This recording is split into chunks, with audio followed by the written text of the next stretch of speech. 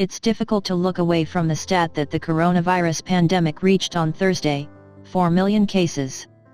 Whether you want to blame the number of cases on testing or not, 4 million says all you need to know that it's out of control. Worse, it's not getting better, as the number of cases has doubled in just 6 weeks. It has taken just 15 days for the number of confirmed cases to go from 3 million to 4 million. This led to Donald Trump making more concessions, as he had done initially earlier this week. It appears he is beginning to concede, not to the presumptive Democratic candidate, former Vice President Joe Biden, but to the virus. Trump finally threw in the towel and canceled the in-person portion of the Republican National Convention that was to be held next month in Jacksonville, Florida. He had initially moved it from North Carolina to Jacksonville in a search for a governor who would agree to allow him to bring in a packed house. But during his Thursday press briefing, he admitted, "The timing for this event is not right," adding, "It's just not right with what's been happening." That same day, Florida reported 173 deaths, its highest single-day count. It also reported more than 10,200 new cases.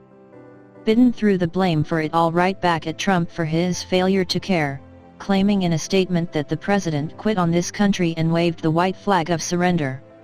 Some of Trump's allies are beginning to speak up about the way Trump has handled the pandemic. 2 of 3 Americans disapprove of the way he's handled the pandemic.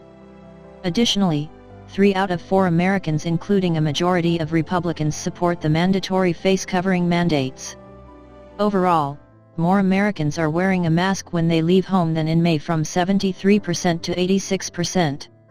After several states rushed their reopening at Trump's insistence, deaths and new cases are surging in much of the country. Wednesday saw 1,100 COVID-19 related deaths, the first time to hit over that level since the end of May. The rolling 7-day average of infections has doubled in less than a month, and it has reached more than 66,000 new cases per day.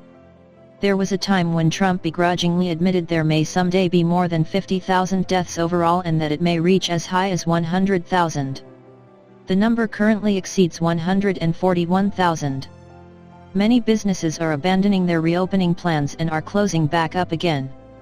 Unemployment is on the rise again, with 1.4 million more workers filing for unemployment benefits over the week prior. Yet still, Senate Republicans and the White House are struggling to come to an agreement on the next stimulus package. The travel industry has been hit particularly hard. American Airlines and Southwest Airlines posted sizable quarterly losses, and it's not projected to turn around soon for them. Trump conceded a bit on schools reopening physically in the fall as well. School districts weren't waiting for his decision, though, as many have already announced they would at least start this school year learning virtually. While the Centers for Disease Control and Prevention had set up guidelines for schools to reopen, Trump had criticized it and promised to issue new guidelines.